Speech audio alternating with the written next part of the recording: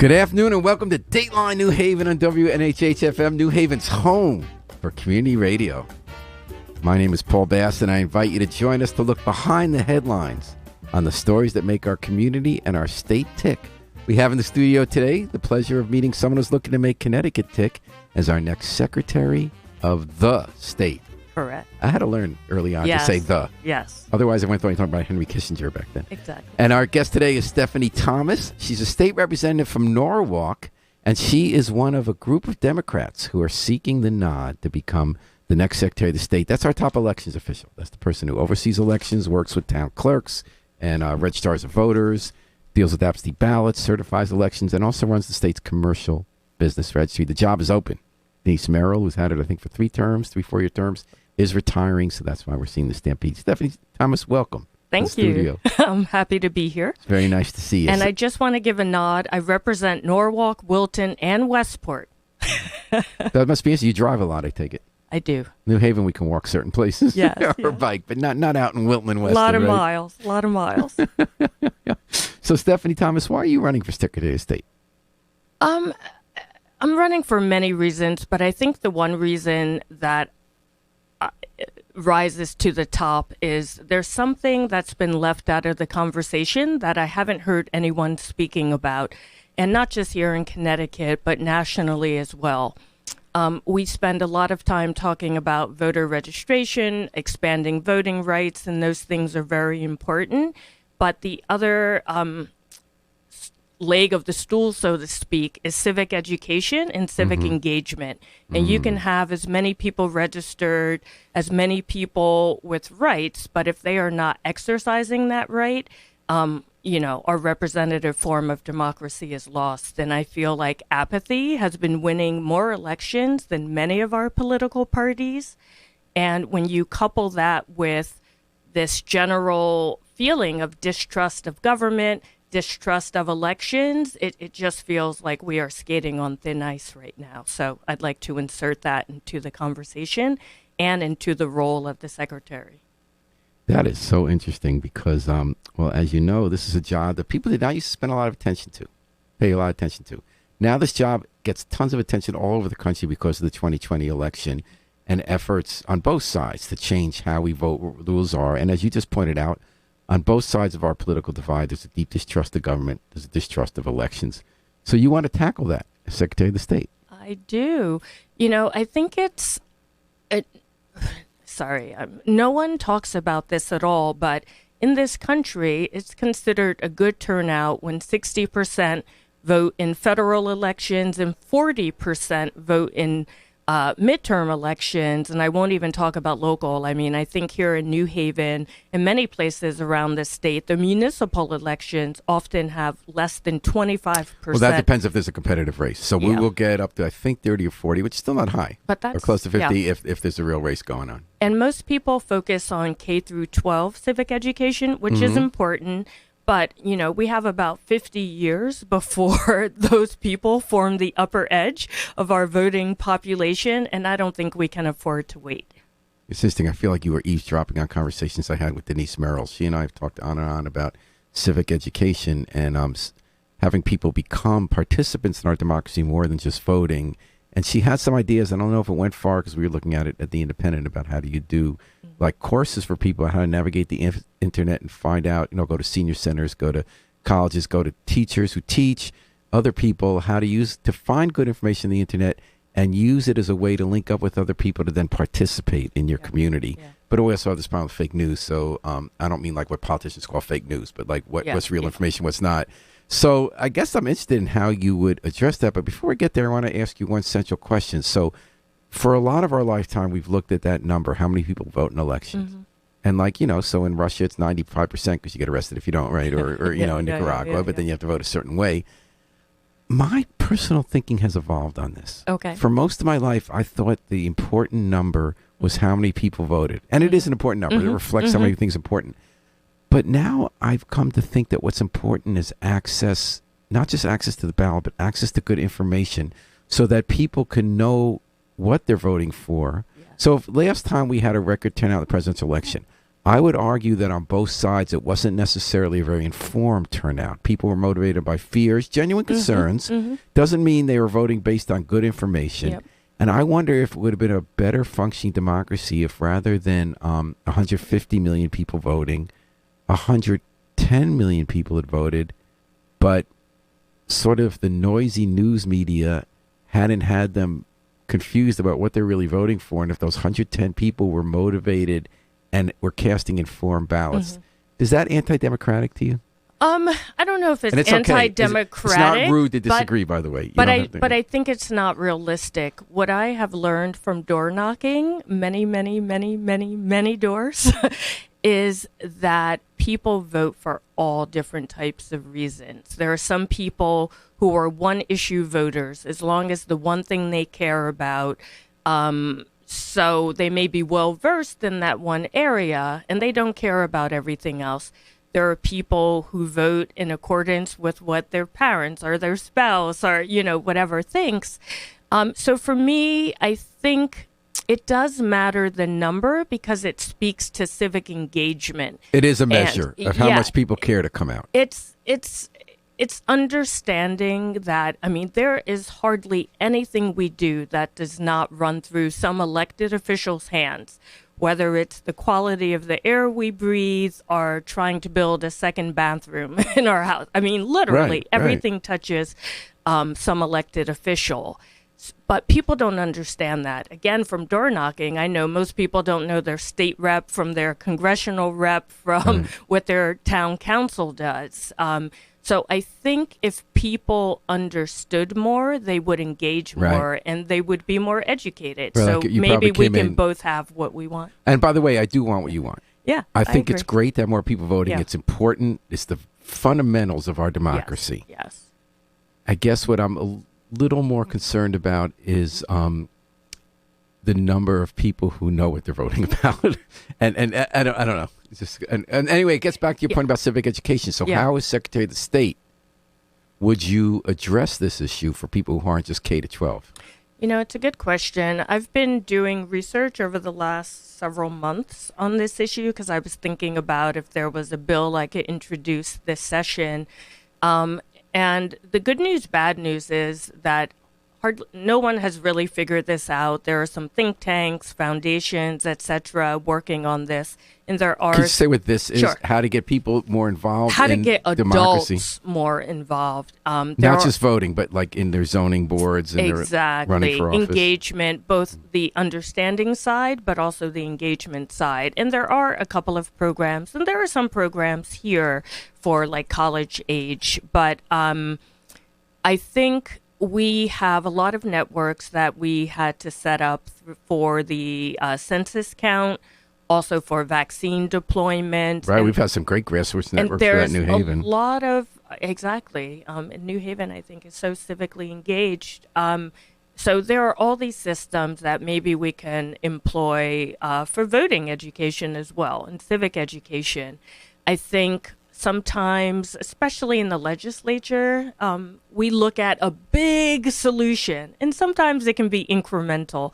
And I think that's more of my business background. You can't always solve for everything at once. And, when I hear calls about voter fraud, sometimes I think it's just voter mistakes.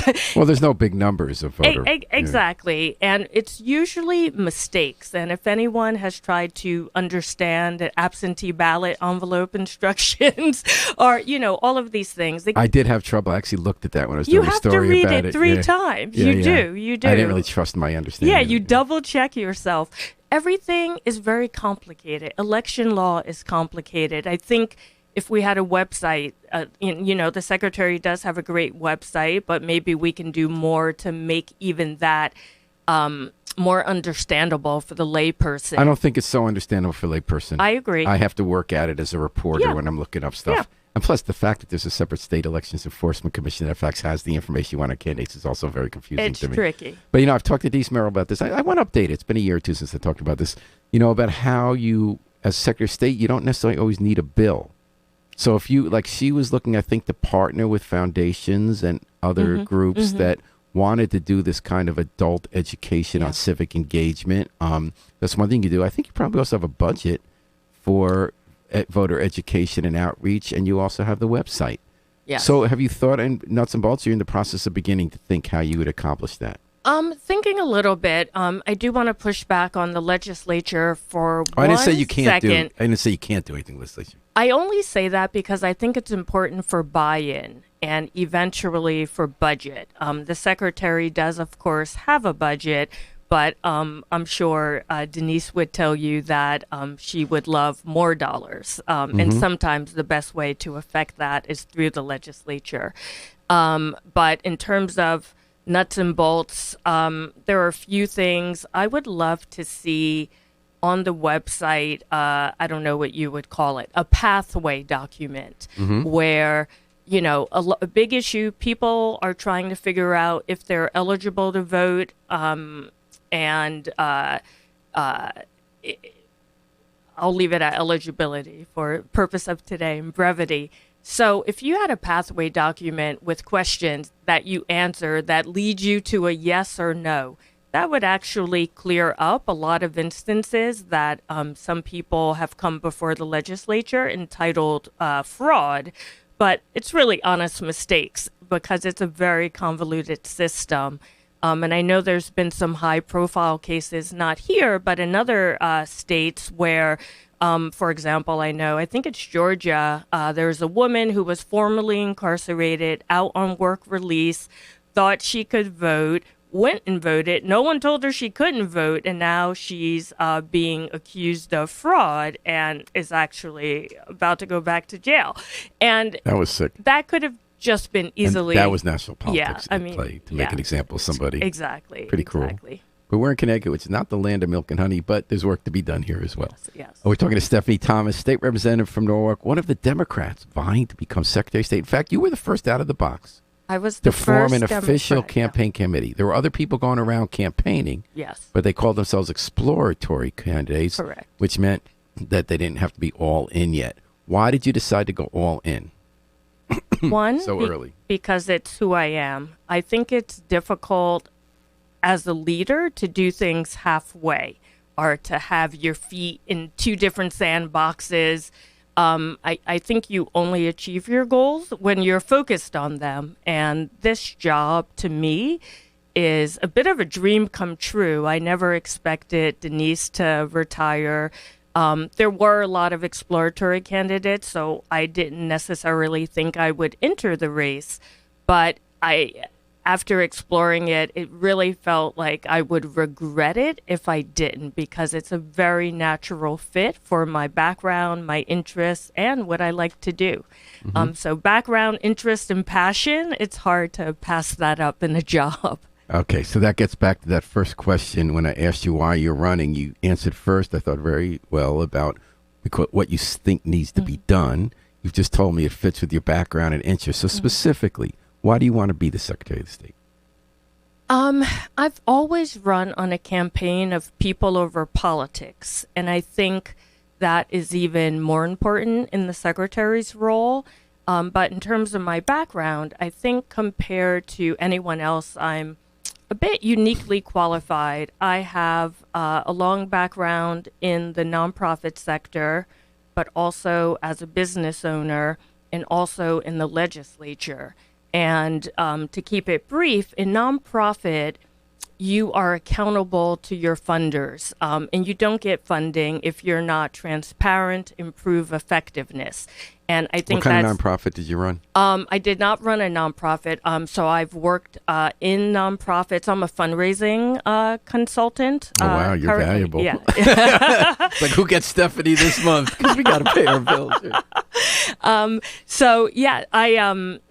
So I've worked for nonprofits and then as a consultant to nonprofits, which is what I still do currently. So you're a fundraising consultant. Correct. It's a good thing for a politician running for office. Yes, I raised $31,000 in Nice. 31 days, which was amazing. But they did put you in the first tier there.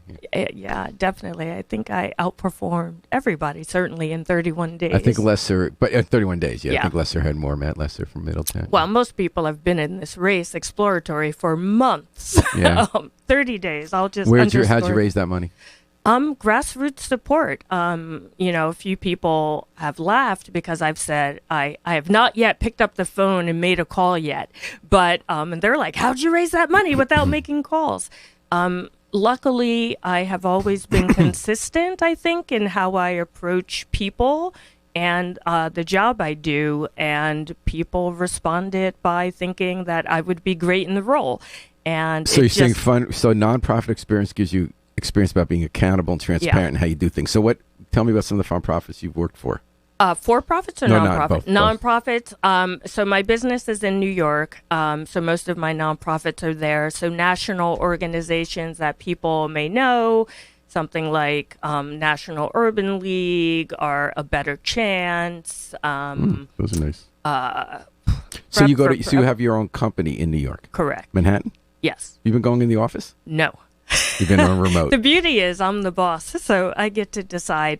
And once I entered this governmental space, I scaled down my business, so I work from home. You say you also have a for-profit business experience background. Tell me about that. Yeah, so the first for-profit company I worked for, it was also a consulting company. And I rose from intern to president. Wow. So that tells you something What about company my was work that? ethic. It was called Susan Yulin Associates. It has since closed. Mm-hmm. It was also a consulting company. And, people don't think about consultants, what it means for a day-to-day managerial perspective. And, we often would have 30 to 40 clients, which for me translated into about 700 emails a day, because in nonprofit consulting, you have many bosses. So what time of night did you turn off your phone? Oh my gosh. Well, this is why I care so much about voting and no excuse absentee ballots, because I would often be on the 4:53 train or the 5:23, and I would get home 9, 10 p.m. That's a tough way to live. It was. And then you make the decision, if I turn off the phone now, I'll be able to sleep.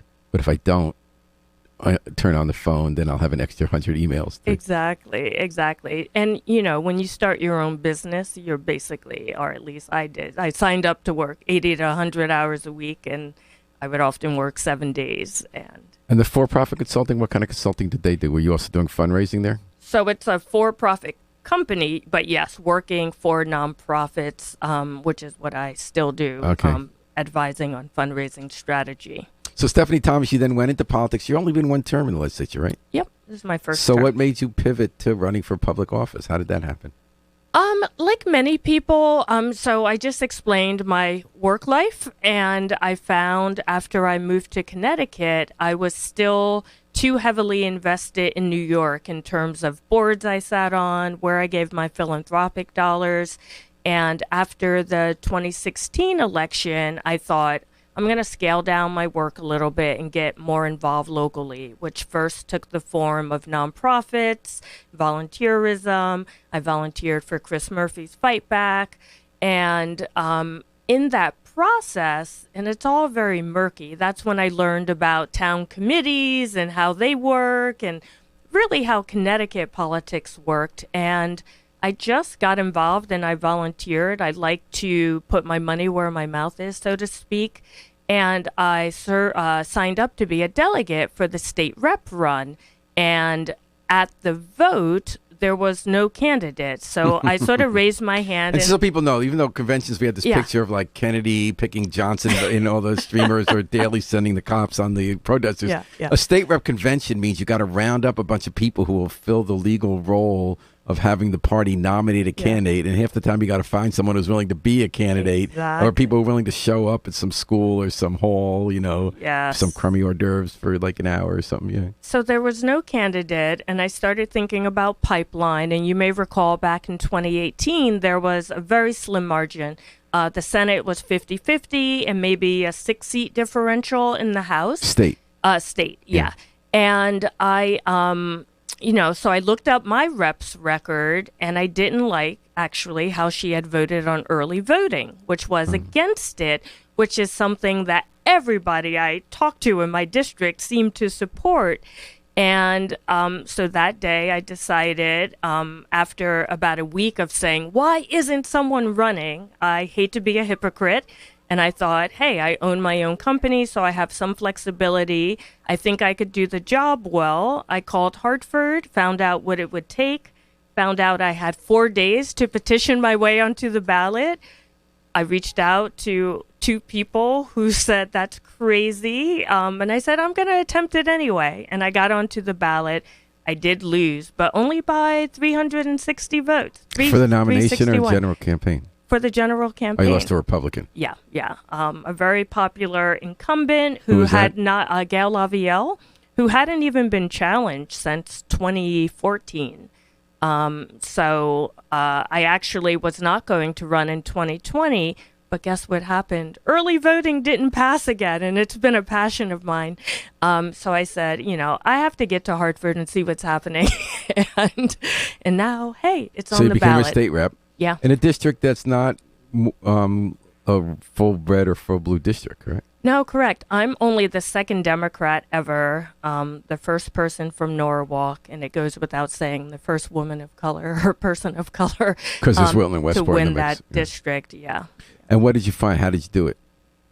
Do you think that Wilton and Westport turned a little more liberal because of the Trump era? I mean, is there a realignment? I definitely talk to a lot of Republicans, and when I go out campaigning, I talk to everybody. And I used to say, like, someone would say, oh, I'm not of your party. And I'm like, well, if elected, I'd have to represent you as well. So isn't it better if I know what you're thinking about? And I just think that approach has always worked for me for everything. I'm a good listener. I like to listen to people. We may agree to disagree, and we may disagree, but it won't stop me from engaging in the conversation.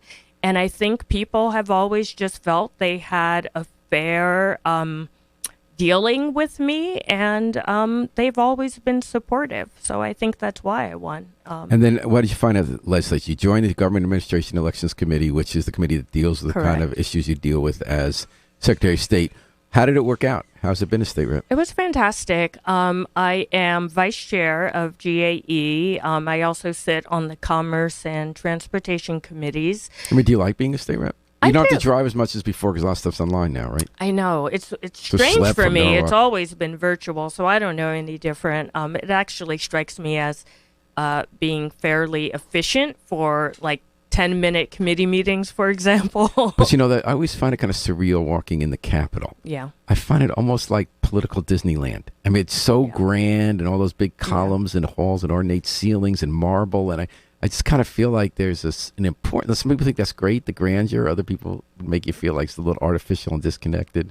I pay more attention to what's happening in the seats. Mm-hmm. So have you felt you've been able to get stuff done? Like, what have you done in the legislature? In the legislature, we've got a lot done. I'll focus on GAE because it's related to this topic. But obviously, I think most people know that we passed the ballot referendum, the constitutional amendment to allow for early voting.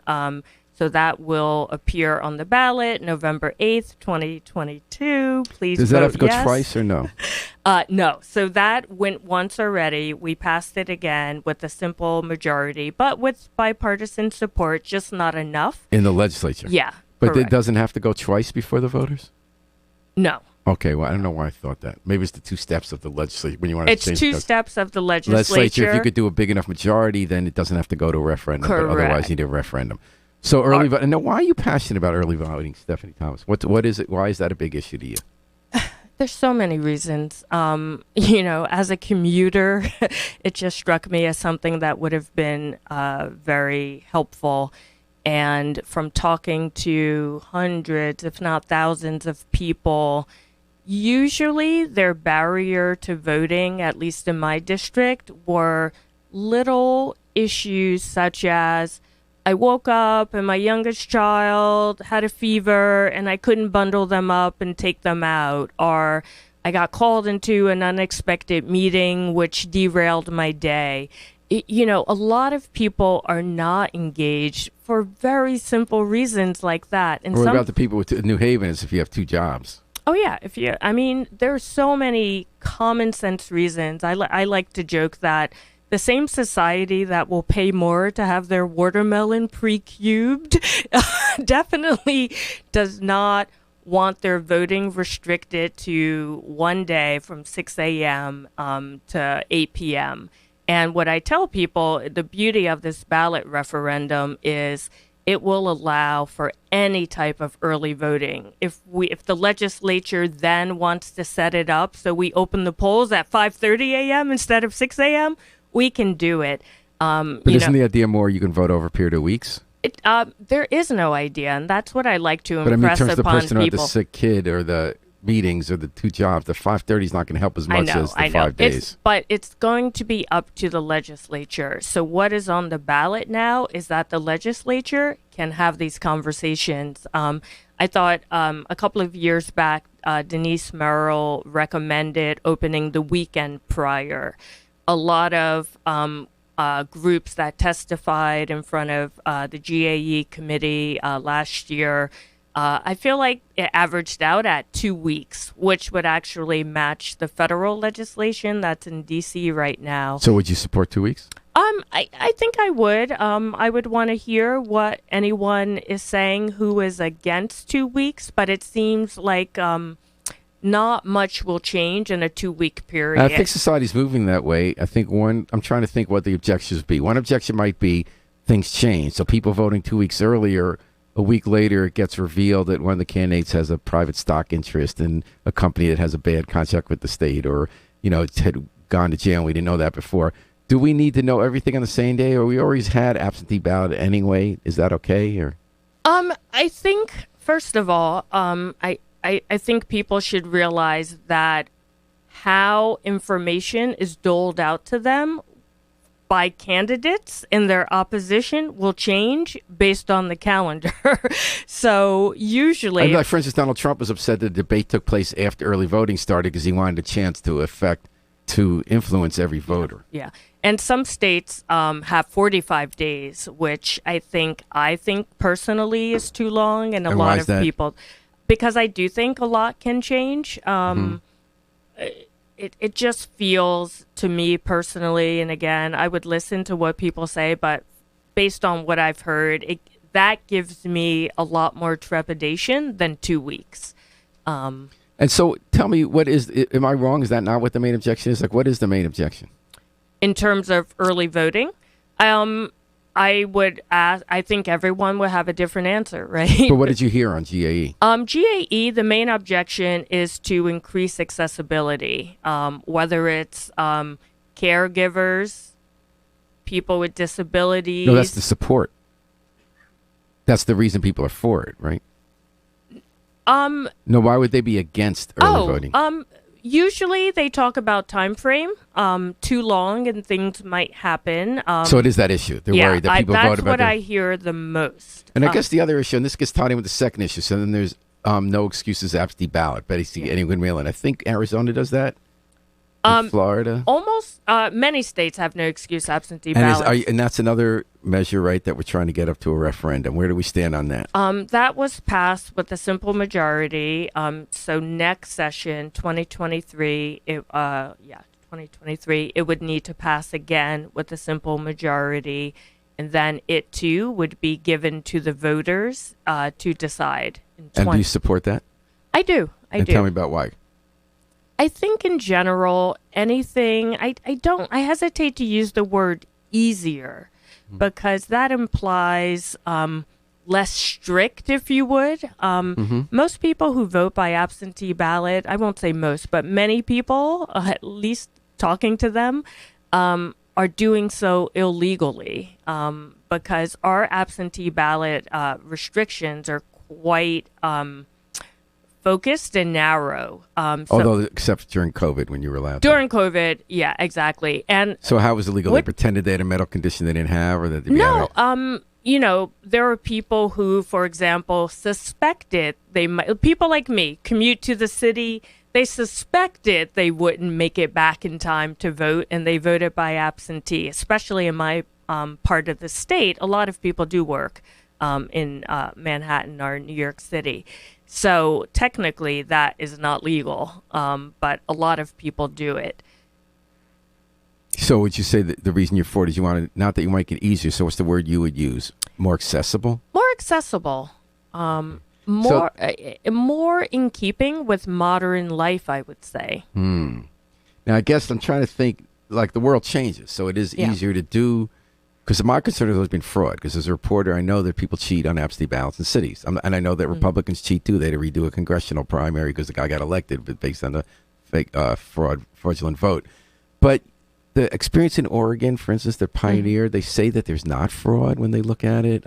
I guess fraud would be one of the big concerns with absentee. Like if you're an elderly person, the elections I've covered, someone old someone comes in, works for the campaign, fills it out for them. They don't know really what they signed, and they put it in the box.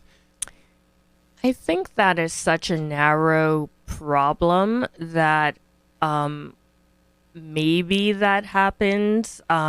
But I think there's probably other ways to address it rather than... And I'll acknowledge that all studies done of this have shown that there's not been fraud that would outcome. But what about now? Because now you're running as a Democrat. Why are you a Democrat? It's funny you ask that. What I used to consider human values growing up, I think have now become democratic values. Have you always been a Democrat? I have always been a Democrat, but like many people who were not daily active in politics, I chose my parents' party, in the early part of my life. And as I evolved, I just always felt more strongly connected to what I now call democratic values. And I also... What would be examples of those? Well, and let me just say this. I also negated what, some people say are Republican values that Democrats don't have. I assure you, as a business owner, I believe in fiscal responsibility. But in terms of democratic values, it's hard to divorce my reality as a Black woman, right, with some of the inequities that exist. So I've always believed in access to good education, good health care, and, things like that. I think most people agree with common sense gun laws, regardless of party, but I do consider that a democratic issue right now. Become that. It really has. What issue, one thing you mentioned that really blew me away is the reporting that came out in the last 4 years about inequities in healthcare. That like high income, highly educated Black women were not taken seriously by their doctors. And they had worse outcomes. They had more stuff go wrong and more untreated illness and a lot more pain than people who were white, low income, low education. That was deep. It doesn't shock me at all. It's hard to know what you don't know, right? And I think with the murder of George Floyd, I was thinking of infant mortality. That's how a lot of that came up. Well, that too. And a lot of people just didn't understand that some of these things were going on. My niece, whom I'm very proud of, is currently in her residency. And she will tell you firsthand how, because she spent her med school years working in a hospital in a low socioeconomic community.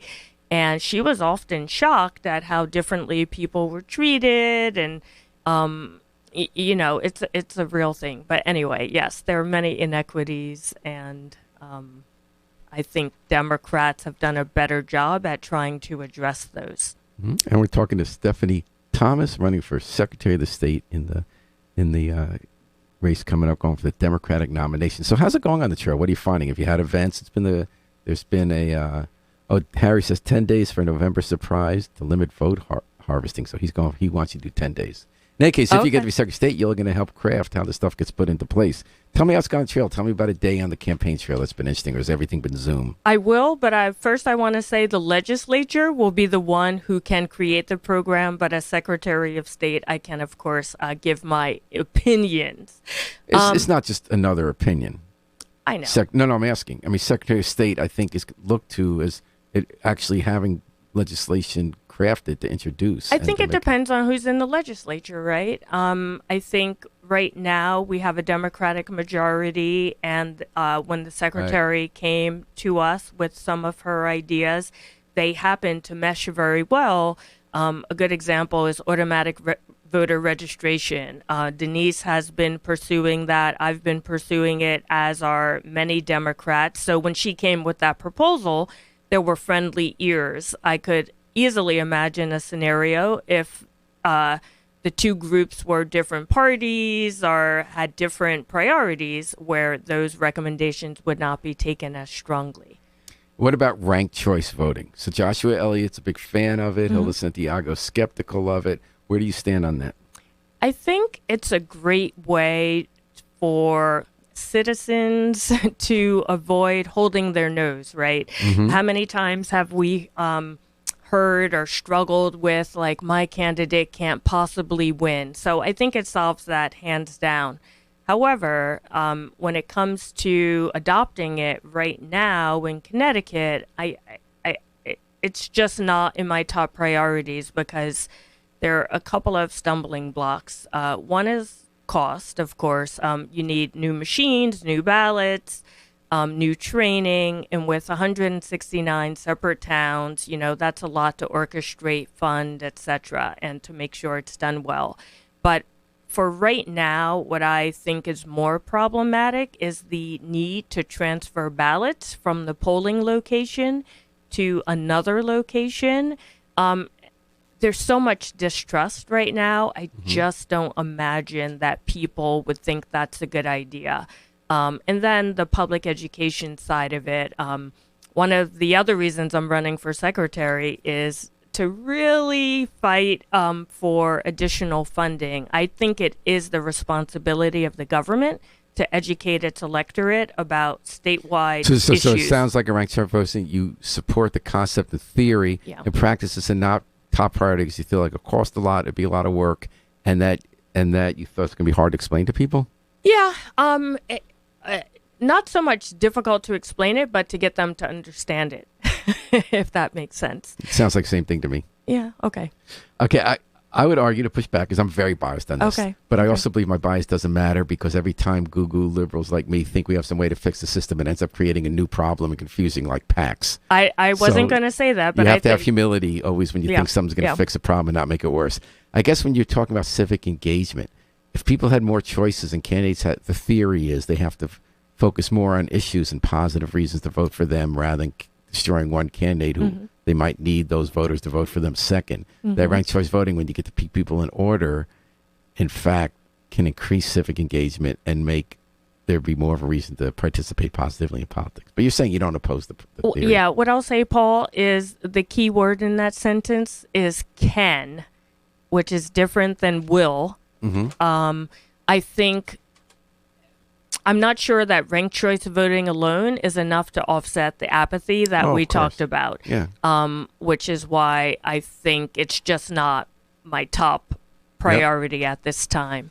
But we sort of meandered, and you asked me a question about how the campaign is going. I've only been in it. I think this is week 6, and I think it's going great. Like I said, when I filed December 1st, I was a little hesitant because we had Hanukkah, Christmas, Omicron, New Year's, and I thought, my message will get lost. People are very distracted. A lot of stuff on their mind. Yeah, but again, I'll just go back to I was pleasantly shocked because it just spoke to the level of grassroots support to raise that 31,000 in 31 days, and it's not so much the money.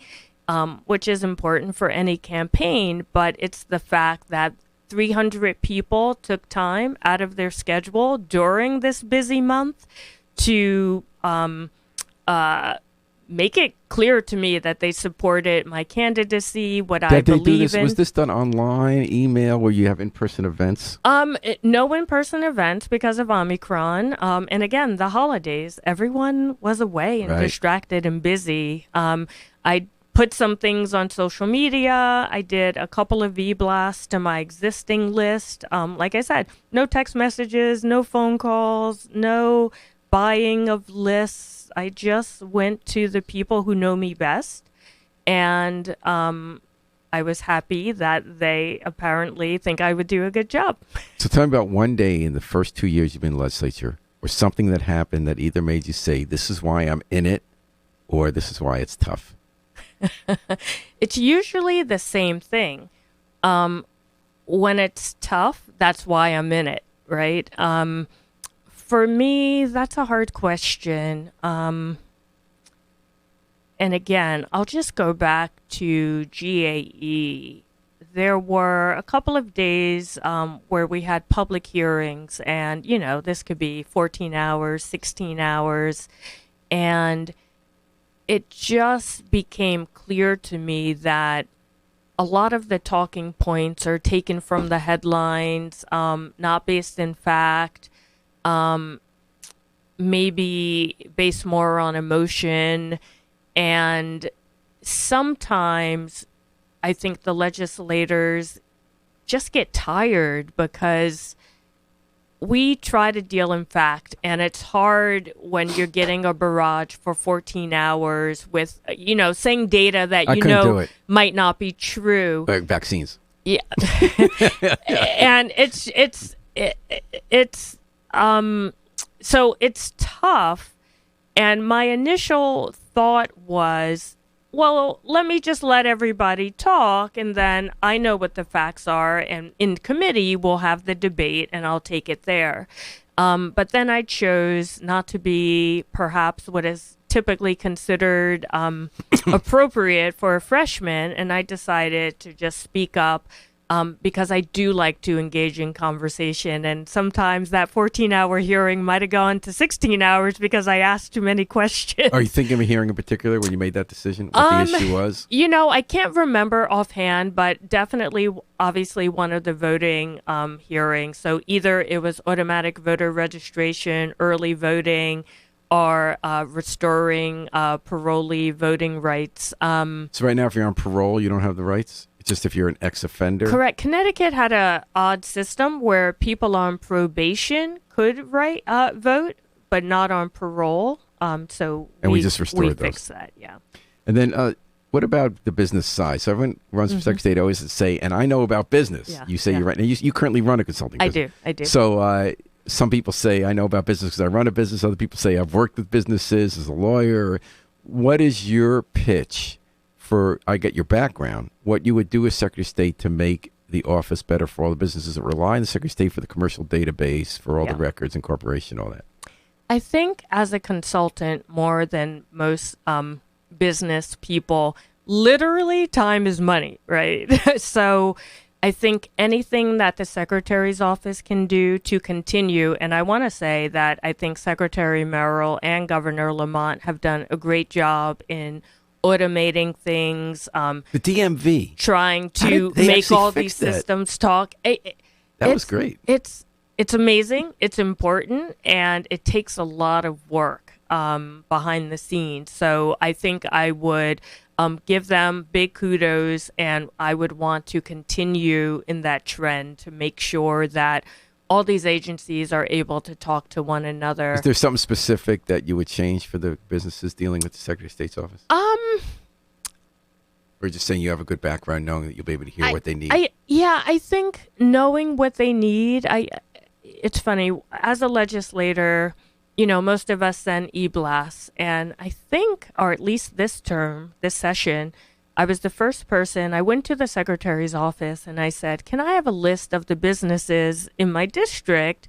And I created a newsletter just for them that actually, it's different than what I send my constituents because it's business related and it has to do with ways to make their lives easier. And every once in a while, someone will say, are you that Stephanie Thomas who sends me? Like, they don't even know I'm the state rep. Here's an extra pound of cheese. Say, no, I can't take that yet. But I think it's so important to think about, I think small businesses are the backbone of this country. I really do, definitely of the state. And it's really important to listen to what they need. I think as secretary, as a business person, I'm always, as a consultant in particular, you can come in with whatever vision you want, but your client may have a different idea. And you actually have to sit down, collaborate, figure out how to get to where you're going, even if you can't do it the way you want to. And I think part of my style and what I would want to bring to the secretary's role is more of an open door and sitting down, community to community, whether it's town clerks or business owners, and finding out what they want and then come up with a product that makes sense. Stephanie Thomas, where did you grow up? New Jersey. Where? Montclair. Mm-hmm. They have a good, they had one of the first local news websites there, BaristaNet. Oh, yeah. It wasn't around when I was growing up, but I know. And that's kind of gentrifying a little bit in the middle, I saw there. But they have the university there. And yes. So when you grew up, did you think you would one day go into politics, or what did you want to do? Oh, my gosh, no. So I grew up in Montclair, which most people know as a wealthy town, but I grew up very poor. My father was illiterate. My mother has a GED. I'm the first of my siblings to graduate Really? from college. What did they do for a living? My father was an auto mechanic, basically, and doing odd jobs like many poor people. And my mother, she worked for a law firm in their copy. I guess back then they called it the reprographic department. And then she also worked part-time at a department store doing security. And then sometimes she worked part-time doing other things. She like having to work all around the clock? You didn't get to see her? No, but that's, the working poor is a real thing. And I, when I think about my life now, I'll get teary-eyed. When I That's was, allowed, by the way. When I was sitting at the table doing homework by candlelight because my family couldn't afford to pay the electric bill, to think that I would one day be running for Secretary of the State of Connecticut was not on my radar. How old were you? When all of these... When you were doing homework by candlelight? That was probably middle school, high school. It was more. It sounds like it was more than once. Oh, yeah. You'd have your electricity turned off. Oh, absolutely. So what'd you guys do when that happened? I used to go to the library after school every day, which plug why I love libraries, and they are the greatest institutions in this country. I spent usually there until it closed, and then I would go home. So you could do your homework? Yeah. Wow, that's quite a story. And it took a while before I realized. Was there heat in the house? Was this in the winter, or they couldn't turn it off in the winter?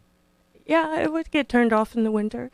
But that was great because then we could keep our food outside and it stayed cold. So you saw the upside. Tell me more about the library. So this is a softball question. Yeah. So you can tee it up. The appreciation for library and civic life when you're a teenager getting your homework done. How does that translate into running for a job known as Secretary of the State? I just think they're not dissimilar, the Secretary of the State role and the role that libraries play. And I think the capacity, the greatness of both the office and those institutions is to meet people where they are and to really serve the community. And that... How about making opportunity? Yeah, that too. The secretary's role, one thing we don't talk about a lot also is the amount of data that they put up on their website, that they store, they track. And that transparency, I think, is really important for building trust also in government. But most people have no idea it's there. And I think libraries are almost like that. They're treasure troves that the more you spend time there, you discover things you didn't know. Wouldn't it be great if people went to the secretary's site and discovered data that they could really use that they didn't know existed? Were you able to finish the homework by the time this Library closed? Usually, I think I've been to that library because I was doing research on BaristaNet when we the were starting Montclair up. Public Library is a great library. You know, I hate to toot my own horn, but, you know, I graduated honor roll. From the high school? Yeah, high school, Dean's List, NYU. I hear the playoff music, but... It's only because we're pushing up our hour. I'm sorry. It's fine. Yeah, no, anyway, yeah. So I never thought I could run for Secretary of the State, but I'm happy I've made it to this point. Are your parents still around? Yeah, my father's deceased. My mother, absolutely, very proud. She will also cry anytime you bring up this topic. Okay. Well, thanks for being open with us, Stephanie Thomas. Sure. Thank you for having me. It was really nice to meet you. Really nice to talk to you. People in New Haven don't mostly know you yet, but maybe they'll get to know you because you're in it to win it, right? I am. You're an official candidate for Secretary of State. You didn't mess around with exploratory. Correct. You're going around the state. You raised $31,000 in 31 days. Yeah. I noticed you got some kind of marketing chops there when you talk about it that way. It wasn't $30,500 in 31.4 days. And it was really nice to hear what you want to do with the office. And we'd love to stay in touch with you as your campaign goes on. Thank you. Thank you for having me. It's a Thank pleasure. you for joining us. Thanks, everyone, for joining us. Thanks, Harry Droz, behind the controls, keeping the show going. We're going to take it out, as Stephanie Thomas noted, because you could already hear it, with the Afro-Semitic Experience performing I Wish I Knew How It Would Feel to Be Free from the group CD, A Plea for Peace. This is Paul Bass inviting us to fly with us free all day and all night at WNHH-FM, New Haven's home for community radio.